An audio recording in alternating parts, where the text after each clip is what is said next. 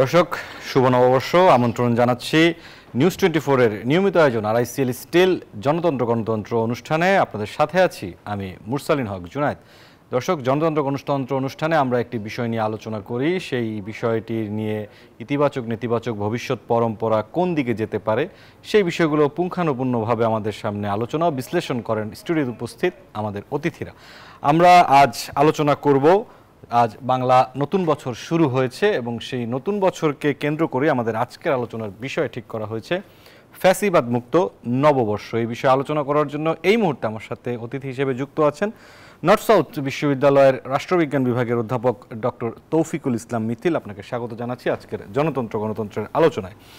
দর্শক, আমরা আজকের আলোচনার শুরুতেই একটি প্রতিবেদন দেখে নিতে চাই। নববর্ষের উদযাপনে প্রতিবাদের ভাষা, আনন্দ শোভাযাত্রার মোটিফে অত্যাচারের বিরুদ্ধে রুখে দাঁড়ানোর বার্তা, পাশাপাশি জুলাই গণ অভ্যুত্থান আর আবহমান গ্রাম বাংলার প্রতিচ্ছবি, নানা রঙের মিলন মেলায় ভিন্ন আঙ্গিকে এই জনপদের চিরায়ত উৎসব পহেলা বৈশাখ।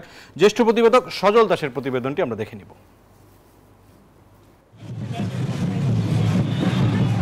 নিপীড়কের রক্তচক্ষু, হিংস্র রূপের অবয়ব। নববর্ষের আনন্দ শোভাযাত্রায় এবছর আলোচনার কেন্দ্রে ফ্যাসিস্টের ভয়ঙ্কর এই রূপ, যার বিরুদ্ধে রুখে দাঁড়িয়েছিল এমন লাখো মানুষ। সেই জনশ্রুতি যেন এসে মিলেছে বর্ষবরণের খুশির যাত্রায়। শোভাযাত্রায় অংশ নেয় শান্তির প্রতীক পায়রা, জুলাই অভ্যুত্থানের স্মৃতি আর অসাম্প্রদায়িক আবহমান গ্রাম বাংলার নানা প্রতিকৃতি। নানা রঙের মুখোশ আর রাজা বাদশার অবয়বে দারুণ এক উৎসবে মাতোয়ারা সবাই। সকালবেলা এসেছি আমার বাবা, আমার মা ও আমার বোনের সাথে। এবারে অনেক ঝাঁকজমক হয়েছে এবং অনেক ভালো লাগছে। ইলিশের মোটিভ ছিল, বাঘের মোটিভ ছিল, যেটা সবসময় থাকে। এবারে আনন্দটা আমার মনে হয় যে গতবারের চেয়ে বা তার আগের থেকে অনেক বেশি আনন্দ করছে মানুষ। এবছর বর্ষবরণ আনন্দ শোভাযাত্রায় আবারও উঠে এসেছে অন্যায়ের বিরুদ্ধে এই জনপদের মানুষের রুখে দাঁড়ানোর বার্তা। সাধারণ মানুষ বলছেন এর মাধ্যমে বাংলাদেশের মানুষের অদম্য সাহসের বার্তা পৌঁছবে গোটা বিশ্বে, যা গর্বিত করবে সমগ্র জাতিকে। আমাদের শুধু বাংলাদেশ না, এটা সারা বিশ্বের জন্য এটা একটা প্রতীক, ফ্যাসিস্টের একটা প্রতীক। সিনার যেই ব্যাপারটা ওইটা পুড়িয়ে দেওয়া হয়েছিল ওটা করে, বাট এক রাতের মধ্যে যে আপু ভাইয়ারা এটাকে আবার ডেভেলপ করেছে, এটা অনেক বড় কিছু। ফ্যাসিস্টের আমলের বিভিন্ন ব্যাপার প্রতিকৃতি স্বরূপ দেখানো হয়েছে। তো এগুলো দেখলে যারা ছোট বাচ্চা তারা এই জিনিসগুলো কি সেটা জানতে আগ্রহী হবে। মা মাটি, মাতৃভূমি, মাতৃভাষার জন্য বারবার আমরা রক্ত দিয়েছি এবং আমাদের অভ্যুত্থান ঘটেছে। এটা তো বিশ্ববাসীর কাছে বারবারই বার্তাটি বয়ে নিয়ে আসে। ঢাকা বিশ্ববিদ্যালয় চারুকলা ইনস্টিটিউট আয়োজিত আনন্দ শোভাযাত্রায় অংশ নেয় 7টি বৃহৎ ও 21টি ছোট বড় মোটিভ। রং বেরঙের পোশাকে হাজারো মানুষের অংশগ্রহণে সব মিলিয়ে দারুণ এক আয়োজনে যাত্রা শুরু করলো বাংলা নতুন বর্ষ 1432। বাঙালির চিরায়ত উৎসবের আয়োজন, এই আয়োজনকে কেবলই আনন্দের না, এই আয়োজনের মাধ্যমে একদিকে যেমন আনন্দ রয়েছে, অন্যদিকে প্রতিবাদের ভাষাও সামনে তুলে এনেছে এই বাঙালি জাতি। এই যেমন এবারের আনন্দ শোভাযাত্রায় যে মোটিভগুলো ব্যবহার করা হচ্ছে, সেখানে একদিকে যেমন আছে আবহমান বাংলার বিভিন্ন দৃশ্যপট, ঠিক অন্যদিকে আছে প্রতিবাদের ভাষাও। সজল দাস, নিউজ 24, ঢাকা। দর্শক, আমরা প্রতিবেদনটি দেখলাম, নববর্ষের ঐকতান, ফ্যাসিবাদের অবদান। এই প্রতিপাদ্য নিয়ে উদযাপিত হলো বাঙালির প্রধান প্রাণের উৎসব পহেলা বৈশাখ। ইউনেস্কো স্বীকৃত মঙ্গল শোভাযাত্রার নাম পরিবর্তন করে এবার রাখা হয়েছে বর্ষবরণ আনন্দ শোভাযাত্রা। 5 আগস্ট ছাত্র জনতার গণ অভ্যুত্থানে রাজনৈতিক পট পরিবর্তনের পর এটাই প্রথম বাংলা নববর্ষ উদযাপন। ফ্যাসিস্ট ও ফ্যাসিবাদ মুক্ত বর্ষবরণ উৎসবে মাতোয়ারা ছিল দেশবাসী। এক নতুন চেতনায় বর্ষবরণের যে প্রচেষ্টা ছিল দেশ জুড়ে, তার বিশ্লেষণ শুরু করছি ফ্যাসিবাদ মুক্ত নববর্ষ এই বিষয়ের উপর ভিত্তি করে। আমি আলোচনা শুরু করব অধ্যাপক ডক্টর তৌফিকুল ইসলাম মিথিল। দেশের মানুষ ফ্যাসিবাদী পিষ্ট হয়েছে প্রায় 16 বছর। এ সময় আনন্দ উচ্ছ্বাস আর ভাবের প্রকাশ কতটা ফ্যাসিবাদী সরকারের মর্জি মতো করতে হয়েছে, পরিবেশ নিয়ন্ত্রণ করা হয়েছে কিভাবে? প্রথমেই শুভ নববর্ষ নিউজ 24 এর দর্শক এবং নিউজ 24 সবাইকে শুভ নববর্ষ। আসলে আজকে দিনটা একটু কেমন ছিল, একটু ভিন্ন রকম, ভিন্ন আঙ্গিকে ছিল আমার কাছেও মনে হয়েছে। সেই আসলে সেরকম কোনো ছিল না যে নিয়ন্ত্রণ করার, যে চাপিয়ে দেওয়ার, যে বর্ষবরণ যেমন আমরা মুক্ত বাতাসে মুক্তভাবে করা, আজকের ফ্লেভারটা ছিল একটু ডিফারেন্ট। আমার দিনের শুরুটা আমি যদি বলি, আমি আমি যেহেতু হাবিবুল্লাহ বাহার ইউনিভার্সিটি কলেজের গভর্নিং বডির সভাপতি, সকালের সময়টা ওখানেই কাটিয়েছি এবং আমার ওই কলেজের ছাত্রছাত্রী শিক্ষিকাদের মধ্যে একটা কেমন যেন প্রাণবন্ত ছিল। সবাই বলছে এই প্রথম মনে হয় এই 16-17 বছর একটা সুন্দর বর্ষবরণ করলাম। ব্যাপারটা যেমন ছিল যে এই মুক্ত ফ্যাসিস্ট মুক্ত একটা পরিবেশে করা, পাশাপাশি আপনি জানেন যে গত কয়েক বছর আবার বর্ষবরণে কিন্তু রামাদান ছিল, সব কিছু মিলেই এবারের বর্ষবরণটা ছিল ভিন্ন আঙ্গিকে। তারপরে আমি বিকেলের দিকে চলে আসি আমার নর্থ সাউথ ইউনিভার্সিটিতে, সেখানেও এসে দেখি মানে বর্ষবরণটা ছিল আমার কাছে না শুধু, আমি অন্যদেরকেও যখন জিজ্ঞেস করলাম কেমন লাগছে, অনুভূতি কেমন, সবারই একটা কথা যে আমার মনে হয় যে শ্বাস প্রশ্বাস নিয়ে মুক্তভাবে নিজের মতো করতে পারছি।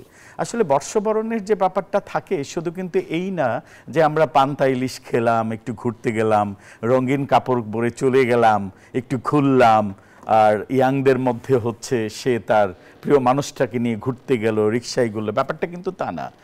আসলে আমি আমার জাপানিজ পার্সপেক্টিভেই যেটা বলি, দীর্ঘ সময় জাপানে ছিলাম, ওদের কাছে বর্ষবরণ হচ্ছে পুরনো খারাপ দুঃখ বেদনাকে ভুলে নতুন বছরকে আবার নতুন আঙ্গিকে গ্রহণ করা এবং পুরনো বছর, গত বছর, আগের বছরগুলোতে যে ভুল ছিল সেই ভুলগুলো থেকে শিক্ষা নেওয়া এবং নতুনভাবে শুরু করা।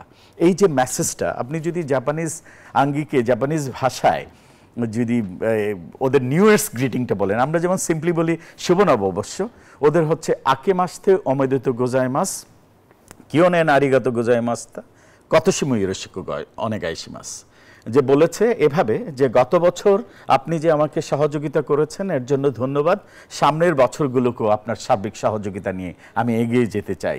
এই যে পুরনোকে ভুলে, পুরনো স্মৃতি থেকে শিক্ষা নেওয়া এবং পুরনো ভুলগুলো যেন আবার রিপিট না হয়, এই যে নতুন বছরের প্রত্যয়, সত্যিই কিন্তু নববর্ষের এইটাই হওয়া উচিত আমাদের একটা শপথ।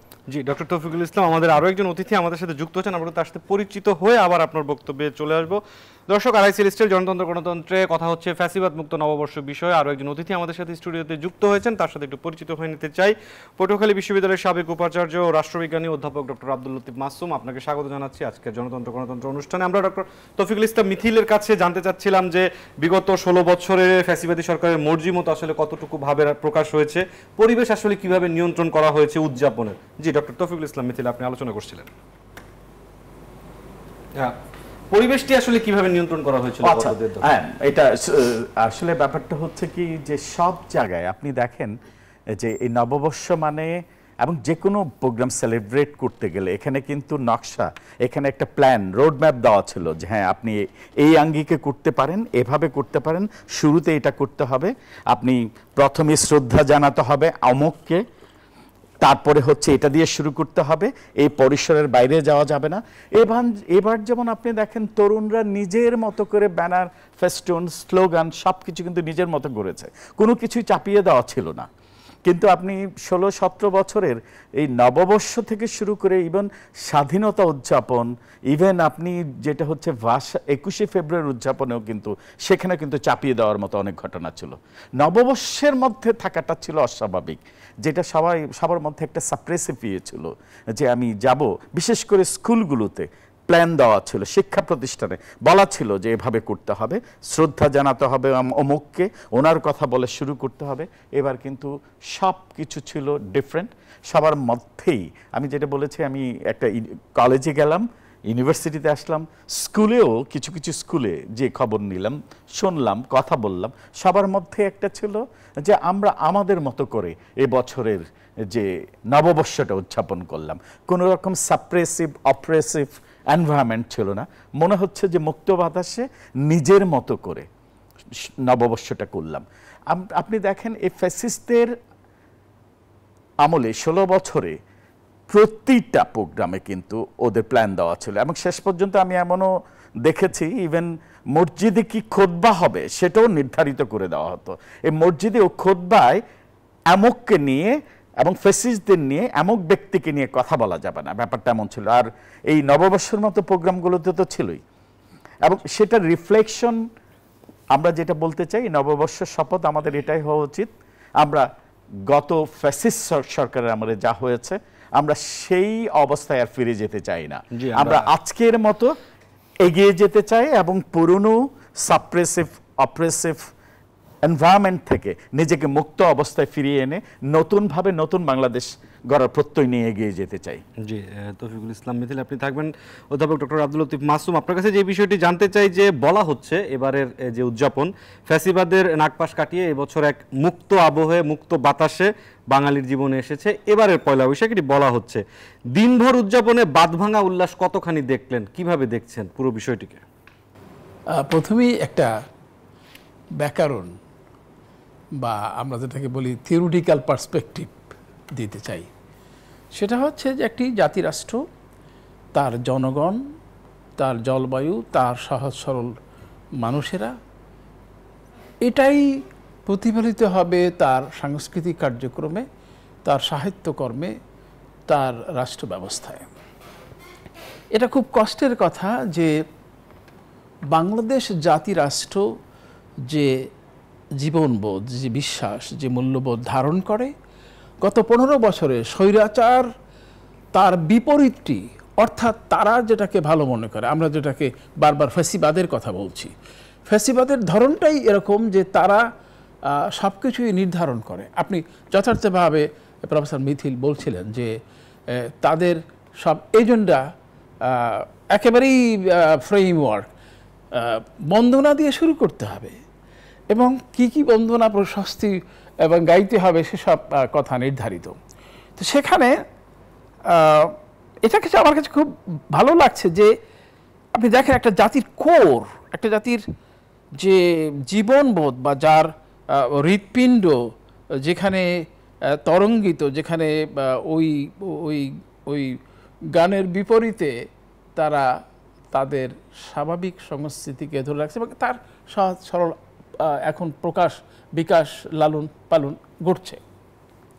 তো আজকে যেটা আমরা সর্বত্র দেখেছি যে কোনো বাধাবন্ধনহীন, শৃঙ্খল ব্যতীত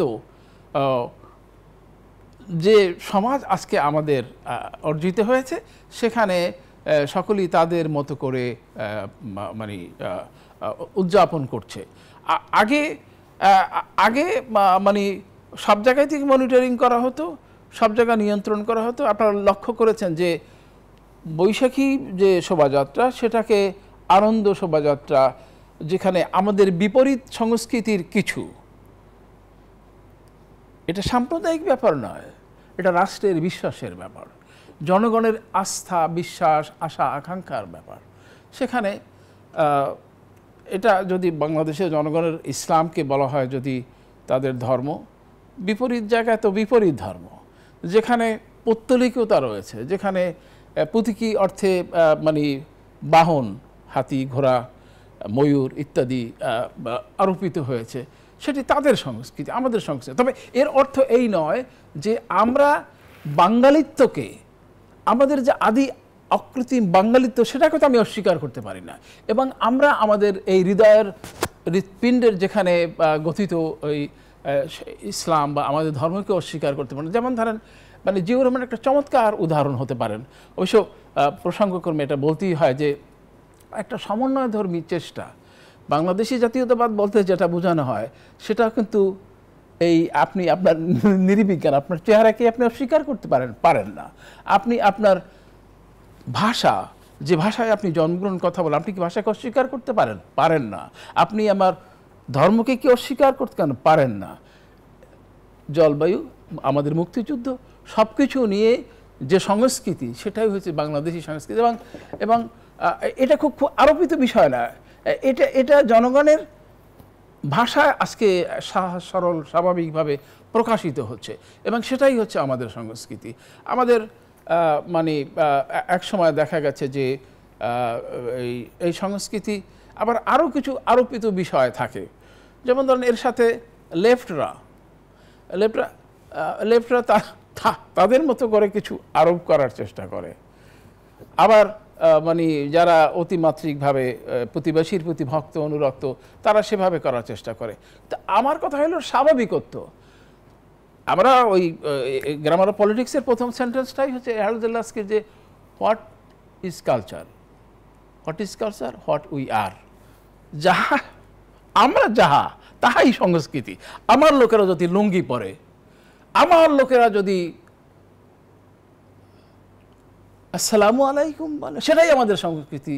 শুভ সকাল শুভ সন্ধ্যা নয়।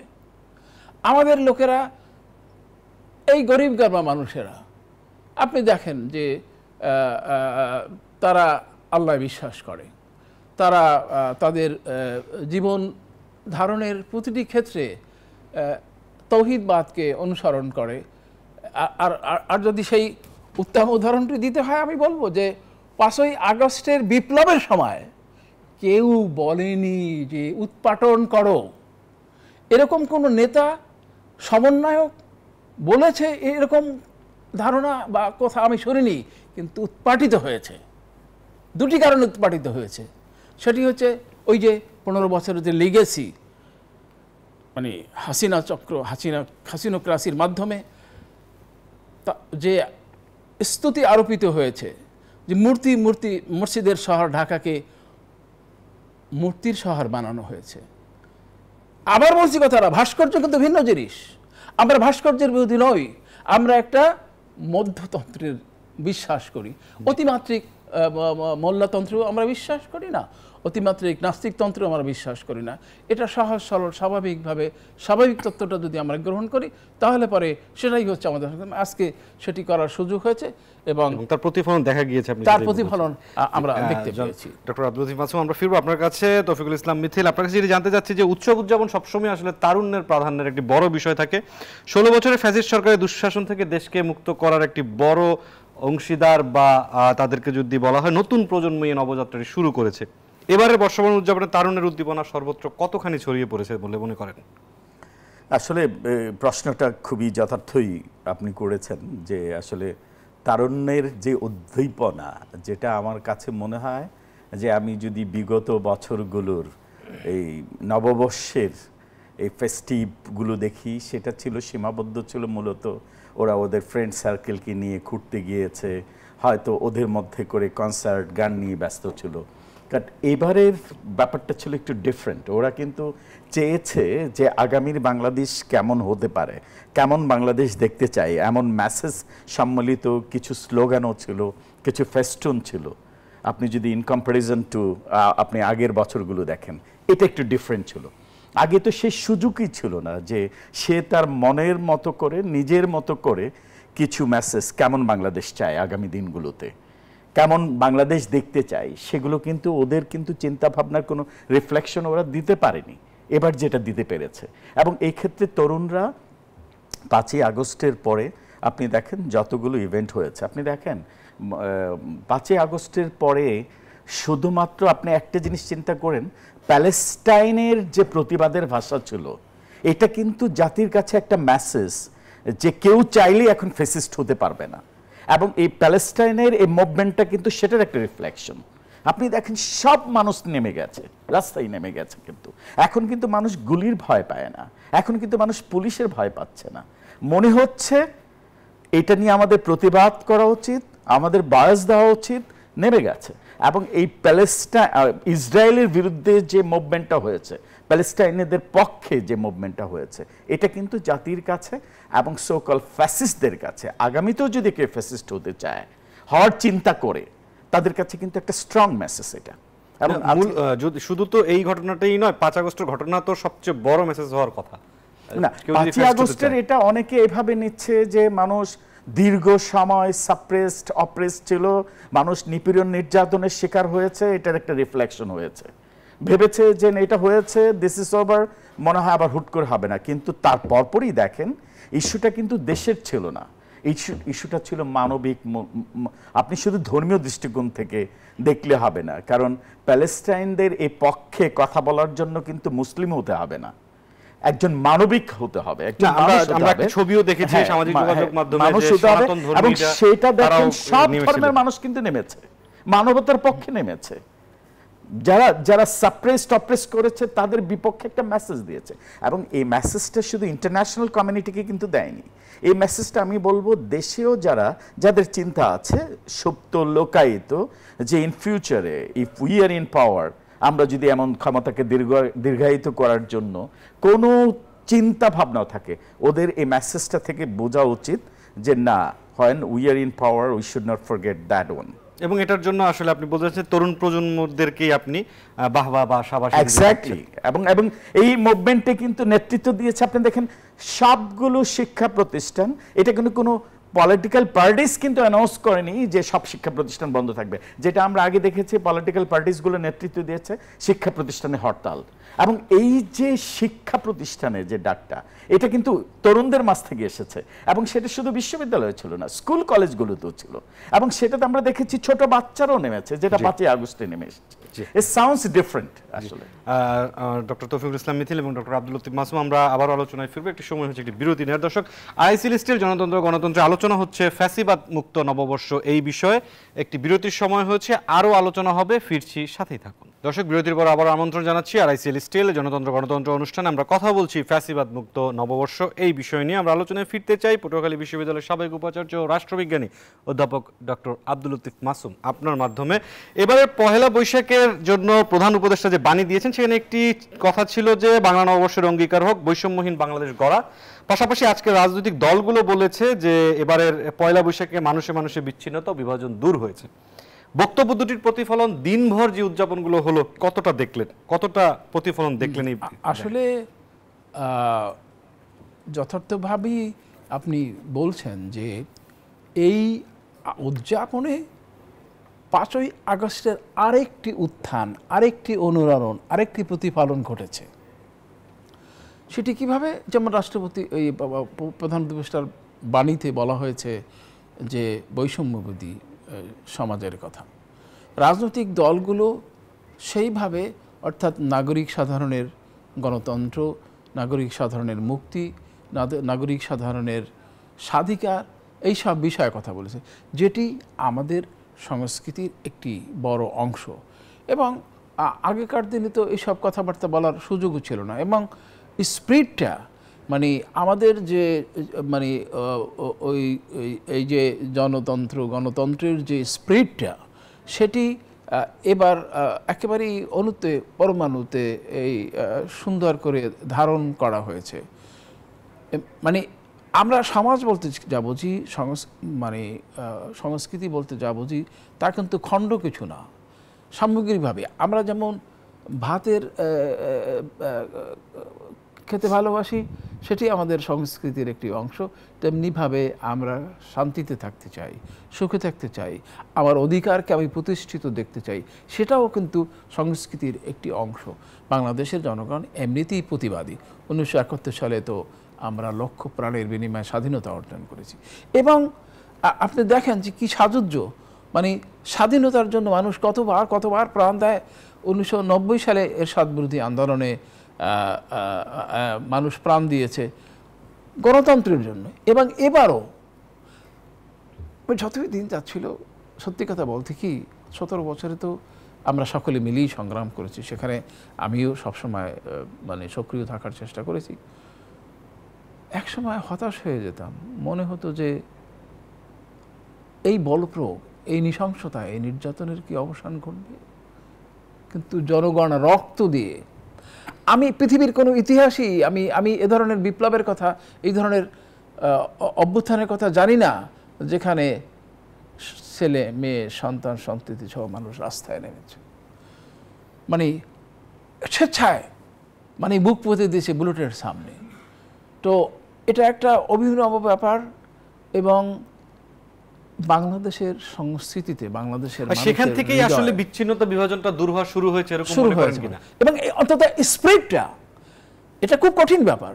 আমরা বুঝি যে ব্যবস্থা, পুঁজিবাদী ব্যবস্থা, পুঁজিতন্ত্রের ব্যবস্থা, এই সামন্ততন্ত্রের ব্যবস্থাকে পরিবর্তন করা খুবই কঠিন ব্যাপার। কিন্তু আমাদের সন্তুষ্টির জায়গা এই যে অন্তত মেসেজটা গেছে। এবং আজকে অন্তত রেটোরিক্স, যেটাকে আমরা রাষ্ট্রবিজ্ঞান রেটোরিক্স, অন্তত বাগরম্ভ, ভালো ভালো কথা, ভালো ভালো মানে উচ্চারণ তো আমরা আজকে এই পহেলা বৈশাখ উপলক্ষে শুনতে পেলাম, সেটাও আমরা শুনতে পেতাম না। কিন্তু এই স্পিরিটটা যদি আমরা ধারণ করে রাখতে পারি, এবং আমাদের সন্তানেরা যদি ধারণ করে রাখতে পারে, এবং সবচেয়ে বড় কথা হলো পলিটিক্যাল এলিট যারা রাষ্ট্রকে চালাবে, নির্বাচনের মাধ্যমে, আগামী নির্বাচনের মাধ্যমে যে রাজনৈতিক শক্তি তাদের ধরে রাখা ক্ষমতায় হচ্ছে আসবে, সবচেয়ে বড় কর্তব্য। সেটি বড় রাখার দরকার, কিন্তু আমাদের ইতিহাস তো খুব সুখকর নয়। জি, আমি আপনার কাছে ফিরবো অধ্যাপক ডক্টর তৌফিকুল ইসলাম থেকে আপনার কাছে যদি জানতে চাই, এবারে বর্ষবরণের শোভাযাত্রায় 3টি মোটিভ আমি প্রধান করে আপনার কাছে জানতে চাচ্ছি। একটি ফ্যাসিবাদের মুখাকৃতি, একটি মুগ্ধের প্রতীকী পানির বোতল শহীদ মুগ্ধের, এবং ফিলিস্তিনের প্রতি সংহতি জানিয়ে তরমুজের ফালি, এটিকেও মোটিভ হিসেবে রাখা হয়েছিল। এই 3টি মোটিভকে যদি আপনি সামনে রাখেন, কতটা সার্বজনীন হলো এবারের আনন্দ শোভাযাত্রা? এটা প্রথম যেটা বললেন, ফ্যাসিস্টদের যে প্রতিকৃতি, সেটা দিয়ে হচ্ছে আমরা যে ফ্যাসিস্টকে শুধু বর্জন করেছি, ফ্যাসিস্টকে যে আমরা অপসারণ করেছি, ফ্যাসিস্টকে যে আমরা বিতাড়িত করেছি, শুধু তাই নয়, আগামীতেও আমরা ফ্যাসিস্টদের ব্যাপারে আমাদের একটা স্ট্রং মেসেজ। দ্বিতীয়ত হচ্ছে মুগ্ধের পানির ব্যাপারটা যদি আসে, আমরা একটা সাম্যের বাংলাদেশ করব, যেখানে আমরা সবাই সবার পাশে দাঁড়াবো, সেটা শুধু পানি দিয়ে না, সব কিছু দিয়েই। আর ফিলিস্তিনের ব্যাপারটা যদি দেখেন, এখানে তো মানবতার যে আমি একটু আগে বললাম যে মানবতার জন্য যে মানুষ যেভাবে দাঁড়িয়েছে, আমার মনে হয় বাংলাদেশের ইতিহাসে এই প্রথম যে একটা আন্তর্জাতিক ইস্যু নিয়ে বাংলাদেশের মানুষ যেভাবে, আগে যেটা হয়তো গড় থেকে মানুষ প্রতিবাদ করেছে, মন থেকে করেছে, কেউ হয়তো সভা সেমিনারে করেছে, কিন্তু এবারের প্রতিবাদের ভাষাটা ছিল কিন্তু ভিন্ন। সবাই নেমেছে, সবাই যে যার লেভেল থেকে আছে। ইন্টারন্যাশনাল কমিউনিটি দেখছে কি দেখছে না এটা না, আমাদের প্রতিবাদ করতে হবে। যারা মানবতাকে বিপন্ন করছে, যারা নৃশংসভাবে মানবতাকে বিপন্ন করছে, তাদের বিরুদ্ধে যে এই ফ্যাসিস্ট, ইন্টারন্যাশনাল কমিউনিটির যে ফ্যাসিস্ট ইসরায়েলের বিরুদ্ধে যে মেসেজটা দিয়েছে, পাশ্চাত্যের এই শোষণের বিরুদ্ধে যে মেসেজটা দিয়েছিল, এটা ছিল একটা স্ট্রং মেসেজ। এই 3টা আমি বললাম যে প্রথমত হচ্ছে ফ্যাসিস্ট, দ্বিতীয়ত হচ্ছে আপনি যদি দেখেন মানুষের পাশে দাঁড়াবে, যেটা প্রফেসর ডক্টর ইউনূসের কথা আমাদের চিফ অ্যাডভাইজার বলেছেন, মানে বৈষম্যহীন সমাজ মানে আমরা একজনের পাশে দাঁড়াবো, যেটা মুগ্ধ দাঁড়িয়েছিল। কেউ আন্দোলন করেছে, কিন্তু আন্দোলনকারীদের সহযোগিতার জন্য।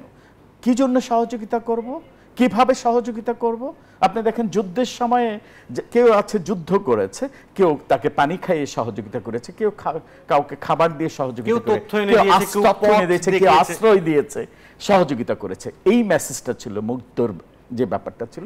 পরবর্তীতে লাস্ট যেটা হচ্ছে তরমুজের কথা বললেন, যে ফিলিস্তিনিদের তরমুজের ফালি ফিলিস্তিন অংশেও আসলে যুদ্ধ এবং সংগ্রামের একটি প্রতীক হিসেবে এক্স্যাক্টলি এটা দেখা হয়েছে। এটা আপনি সহজভাবে দেখেন, মানবতা যেখানে বিপন্ন হবে, সেখানে তো আপনি বৈষম্যহীন সমাজ গড়তে পারবেন না। বৈষম্যহীন সমাজ গড়তে হলে মানবতার পক্ষে দাঁড়াতে হবে, শুধু কথা বলে না, দাঁড়াতে হবে।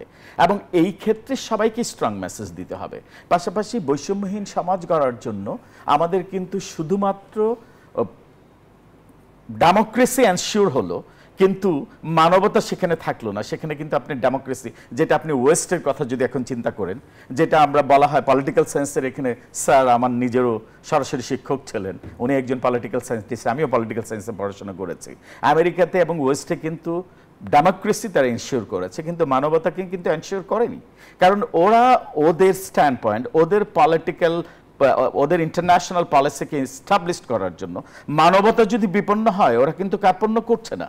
আপনি দেখেন যে ভাষায় যেটা বলা হয় গণতন্ত্রের যারা পুরোধা, ইউনাইটেড স্টেটস, ওখানকার প্রেসিডেন্ট কোন ল্যাঙ্গুয়েজে কথা বলছেন? আমরা তো সমুদ্রের যে সৈকতে যাচ্ছে, আমরা নতুনভাবে সাজাতে চাই, আমরা ওখানে নতুনভাবে এমন একটা ডিজাইন সিটি করতে চাই। বাট কিভাবে করবে, কাদের দিয়ে করছে? যেখানে লক্ষ লক্ষ হাজার হাজার শিশুদের, নিরপরাধ শিশুদের, নিরপরাধ কি শিশু তো আপনি জেনেভা কনভেনশন যদি দেখেন, সেখানেই তো লঙ্ঘিত হচ্ছে, যেভাবে শিশুদের বর্বরতার মাধ্যমে নৃশংসভাবে হত্যা করা হচ্ছে, মহিলা নারীদের হত্যা করা হচ্ছে। সেখানে উনি ক্লিন করে ওখানে নতুন রোড ম্যাপ দিয়ে উপশহর করবেন, শহর করবেন। সেই ভাষায় একজন গণতন্ত্রের পুরোধা সেই দেশের রাষ্ট্রপতি যে এভাবে কথা বলেন, ওখানে কিন্তু বৈষম্যহীন সমাজ হয়নি। হয়ে থাকলে উনি এই ভাষায় এভাবে কথা বলতে পারেন না। আমরা ডক্টর আব্দুল লতিফ মাসুম আপনার কাছে একটু জানতে চাই, এবারে পয়লা বৈশাখে সর্বাধিক অন্তর্ভুক্তিমূলক এবং অসাম্প্রদায়িক হিসেবে গণ্য করা হচ্ছে। এবারে শোভাযাত্রায় 28টি জাতিগোষ্ঠীকে যুক্ত করা হয়েছে, আপনি খেয়াল করে দেখবেন আজকের শোভাযাত্রায় দেখা গেছে। রাজনৈতিক এবং সাংস্কৃতিক ঐক্যের বার্তা দেওয়ারও চেষ্টা ছিল। সবকিছু মিলে এই প্রচেষ্টাগুলো কতটা সফল হলো? আমি আপনার ওই কথাটাই মনে করিয়ে দিতে চাই যে রাজনৈতিকভাবে প্রদর্শনী একটা জিনিস আর বাস্তবায়ন একটা জিনিস, বিশ্বাসও একটি জিনিস। বিশ্বাস একটি জিনিস। আপনার বিশ্বাসের প্রতিফলনের জন্য আপনার নিজের সেটি লালন করতে হবে। যদি আপনি যে গণতন্ত্রে বিশ্বাস করেন তাহলে এবার গণতন্ত্র করলে মানে চিল্লাই দিতে হবে না, আপনাকে গণতন্ত্র বাস্তবায়ন করতে হবে। আবার আপনি যদি কোনো ব্যবস্থা আরোপ করতে চান, সেই ব্যবস্থাটি একটা সিস্টেমের মধ্যেও নিতে হবে। যেমন গণতন্ত্রকে আমরা বলি কি, গণতন্ত্র হচ্ছে ওয়ে অফ লাইফ। আপনি বিশ্বাসে, আচরণে, কর্মে, ধারায় আপনাকে গণতান্ত্রিক মন মানুষ লালন করতে হবে। এবং যেখানে আবার একই সাথে গণতন্ত্র হচ্ছে একটি ব্যবস্থা, একটি শাসন ব্যবস্থা। এই শাসন ব্যবস্থার মাধ্যমে দেশের এই মেম্বার থেকে শুরু করে দেশের পার্লামেন্ট এবং প্রেসিডেন্ট সবাই নির্বাচিত হচ্ছেন। তো সবচেয়ে বড় কথা গণতন্ত্রকে ধারণ করা। কিন্তু আমি কষ্টের সাথে লক্ষ্য করি বাংলাদেশ জাতি রাষ্ট্রে 1971 সাল থেকে শুরু করে এই পর্যন্ত উদাহরণ খুব কমই। এবং বললে আপনি বলবেন যে আবার মানে আপনি দলীয় ভাষার কথা বলেছেন। একজন শেখ সাহেব তিনি বললেন, তিনি এভাবে বলতেন, আমি বললাম গাড়ির চাকা ঘুরবে না, ঘুরলো না। একজন জিয়াউর রহমান, স্যার আমরা একটু বিরতি থেকে এসে আপনার উদাহরণগুলো নিতে চাচ্ছি। সৈনিক একজন জিয়াউর রহমান আমরা ছাড়া কোনো কথা বলেননি। এটা একটি ব্যতিক্রমধর্মী ব্যাপার। স্যার আরো উদাহরণ আপনার কাছ থেকে শুনবো, আমরা একটু বিরতি থেকে ফিরে আসি। দর্শক, আইসি লিস্টে গণতন্ত্রে আলোচনা হচ্ছে, ফ্যাসিবাদ মুক্ত নববর্ষ। একটি বিরতির সময় হয়েছে, ফিরছি, আর আলোচনা হবে, সাথেই থাকুন। দর্শক, বিরতির পর আবার আমন্ত্রণ জানাচ্ছি আইসিএল স্টিল গণতন্ত্র অনুষ্ঠানে। কথা হচ্ছে ফ্যাসিবাদ মুক্ত নববর্ষ এই বিষয়ে। আমাদের সাথে অতিথি হিসেবে যুক্ত আছেন পটুয়াখালী বিশ্ববিদ্যালয়ের সাবেক উপাচার্য রাষ্ট্রবিজ্ঞানী অধ্যাপক ডক্টর আব্দুল লতিফ মাসুম এবং নর্থ সাউথ ইউনিভার্সিটির রাষ্ট্রবিজ্ঞান বিভাগের অধ্যাপক ডক্টর তৌফিকুল ইসলাম মিথিল। জনাব আব্দুল লতিফ মাসুম, আপনার মাধ্যমে আমি পর্বের আলোচনার শেষ প্রশ্নটি করতে চাই। সামাজিক সম্প্রীতি তৈরি এবং জাতির সাংস্কৃতিক ঐতিহ্যকে শক্তিশালী করে তোলার উপলক্ষ এই বাংলা বর্ষবরণ উদযাপন আর আয়োজন বিবেচনায় ফ্যাসিবাদী 1.5 দশকের সাথে এবারের আয়োজনে ইতিবাচক বা নেতিবাচক পার্থক্য কতটা হলো? এটা ওই যেটা আমরা কথা বলছিলাম, একটা জিনিস আরোপিত আর একটি স্বাভাবিক। ফ্রম দ্য গ্রাসরুট, তৃণমূল পর্যায় থেকে একটা জিনিস উত্থিত হয়েছে, আরেকটি মানে উপর থেকে চাপিয়ে দেওয়া হয়েছে। এই একটা বড় পার্থক্য আমরা দেখতে পেয়েছি। দ্বিতীয় পার্থক্য হলো যে representing all the ethnic groups, all the people of Bangladesh. যেমন আপনি একটু আগে বললেন যে বাংলাদেশের আজকের যে শোভাযাত্রা হয়েছে, আজকের যে আনন্দ উৎসব হয়েছে, তাতে উপজাতীয় বা আদিবাসী সংযুক্ত করা হয়েছে। এটা একটা আনন্দের কথা, এটা আর কখনো হয়নি। কিন্তু তিনি তো বলেছিলেন যে তোমরা বাঙালি হয়ে যাও। কিন্তু আজকের বাংলাদেশে আমরা তাদেরকে আমাদের সাথে সংশ্লিষ্ট করেছি এবং বাংলাদেশের যে স্বাভাবিক চেহারা, বাংলাদেশের জনচরিত্র, বাংলাদেশের যে মানে সমতল অসমতল মিলে যে যে দীপ্তমান, সেটার আমরা প্রতিনিধিত্ব করছি। তৃতীয়ত হলো যে এই একটা গণতন্ত্রের ভাষা পেয়েছে। এই আন্দোলনটি এককভাবে ছিল, নিয়ন্ত্রিত ছিল।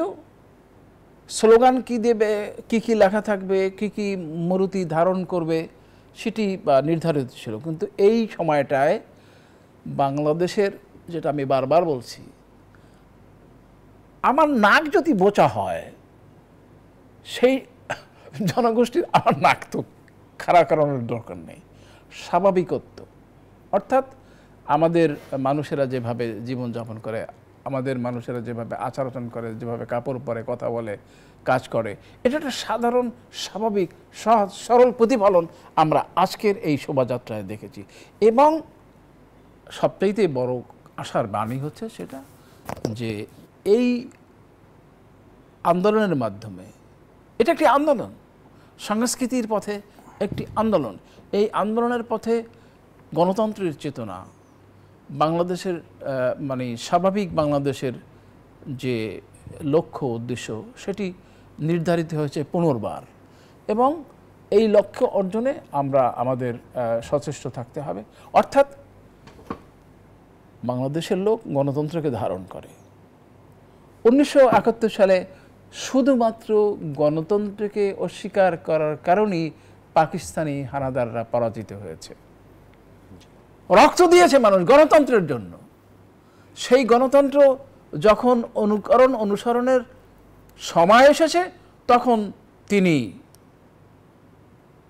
গণতন্ত্রের ভাষায় কথা না বলে লাল ঘোড়া দাবড়ি দিয়েছেন। তিনি নিজে বলেছেন, একটু একটু ছেলে, এটা আমার নিজের শোনা কথা, অন্য থেকে ধার করা নয়, তার ভাষা, একটু একটু ছেলে, নাক টিপলে দুধ বেরোয়, আমার বুদ্ধি কথা বলে, বেশি বাড়াবাড়ি করো না, লাল ঘোড়া দাবড়ে দেব।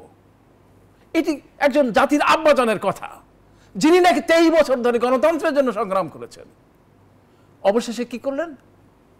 বাকশাল করলেন, এক নেতা, এক দেশ, বঙ্গবন্ধু বাংলাদেশ, এক রাত্রে সব শেষ।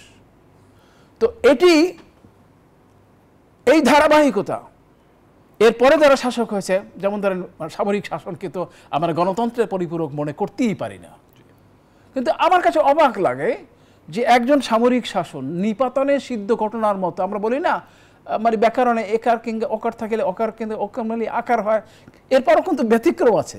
একটি ব্যতিক্রম জিয়াউর রহমানের মধ্যে যে তিনি গণতন্ত্র আমাদেরকে উপহার দিলেন। অবাক লাগে, এই জাতির জন্য পরিশ্রম করেছেন। আমি কখনোই সামরিক শাসন বা কখনোই জিয়াউর রহমানের ভক্ত ছিলাম না, কিন্তু আমি যখন জিয়াউর রহমানের উপর গবেষণা করলাম, একটা সন্দর্ভ রচনা করলাম, তখন আমি কেঁদেছি, সত্যি কথা বলতে কি, এই লোকটির জন্য। তো এটা নিপাতনে সিদ্ধ ঘটনা। এরপরে এর স্বাদ এসেছে। শেষ বাক্যটি বলবেন ডক্টর মাসুদ। শেষ বাক্যটা হলো এই যে আমরা এই নতুন জাতির জন্য নতুন অধ্যায় রচনা করতে চাই। আমাদের যে এই দ্বিতীয় স্বাধীনতাকে আসলেই বাস্তবায়িত করবার জন্য আমাদের মন মগজে গণতন্ত্র, আমাদের অতি সাধারণভাবে সহজ সরলভাবে বাংলাদেশের এই টেকনাফ থেকে তেঁতুলিয়া, বাংলাদেশের চাষে ভূষা, জেরে কামার কুমারের এই সামগ্রিক বাংলাদেশকে গড়বার, বাংলাদেশকে বিশ্বের দরবারে উন্নীত করার প্রতিজ্ঞা নিয়েই আমাদের আগাতে হবে। মনে রাখতে হবে, কোনো দেশই তার নিজস্ব সংস্কৃতি ব্যতীত বড় হতে পারে না। পাশ্চাত্যের সংস্কৃতি এবং প্রতিবেশী সংস্কৃতি দুটোকেই আমাদেরকে অর্জন করতে হবে।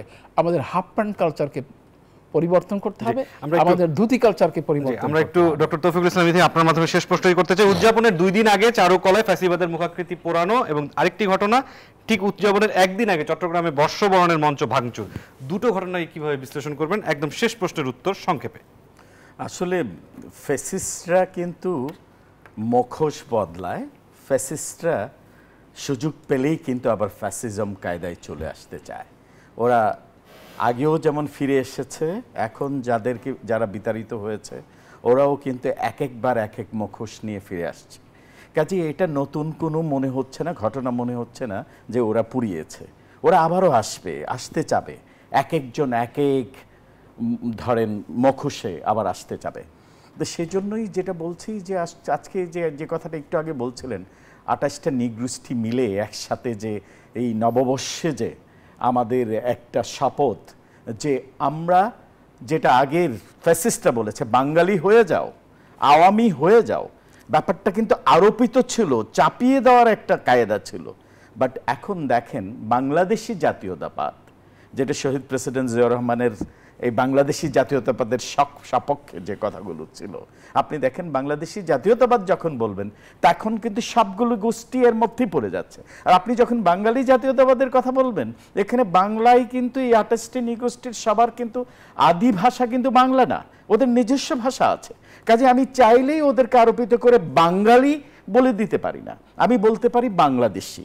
এবং সেই কনসেপ্ট থেকেই কিন্তু শহীদ প্রেসিডেন্ট জিয়াউর রহমান বাংলাদেশের জাতীয়তাবাদের কথা, বাংলাদেশি জাতীয়তাবাদের কথা বলেছিলেন, এবং এটার যথার্থতা কিন্তু আজকে প্রমাণিত হয়েছে।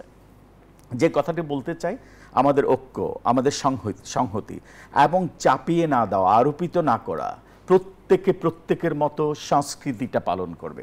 সংস্কৃতি মানে এই হচ্ছে আমি প্রতিদিন যা করছি সেটা রিফ্লেকশনই হচ্ছে সংস্কৃতি, বাট আমার সংস্কৃতিটা যেন অন্যকে এফেক্ট না করে। আমি এমন কোনো সংস্কৃতি চর্চা করব না যে আমার সংস্কৃতির চর্চার জন্য অন্যের ক্ষতি হচ্ছে। যেটা আপনি ওয়েস্টে দেখেন, ওরা যখন ড্রেস আপ করে, ড্রেস কোড মেনটেন করে না, আমাদের সংস্কৃতি কিন্তু সেটা অ্যালাউ করছে না। কেন অ্যালাউ করছে না? কারণ আমি এমন কোনো ড্রেস পরবো না, এমন কোনো পোশাক পরবো না যেটা অন্যকে স্ল্যাচিং করতে পারে। সংস্কৃতি মানে কিন্তু সেটাই। সংস্কৃতি আমি স্বাধীনভাবে পালন করব, এমনভাবে যে আমি এত জোরে গান শুনবো না যেন অন্যে আমার প্রতিবেশীর ক্ষতি হচ্ছে। সংস্কৃতি মানে কিন্তু সেটাই, যেটা আপনি জাপানে দেখেন। সবশেষে যে বাক্যটি বলবো, যে আমাদের ঐক্য, সংহতি এবং এই সম্মান, এই যে 28টি নৃগোষ্ঠীকে একসাথে করার একটা মেসেজ হচ্ছে আমরা মেজরিটি হলে, সংখ্যাগরিষ্ঠ হলেই কাউকে কিছু চাপিয়ে দিব না।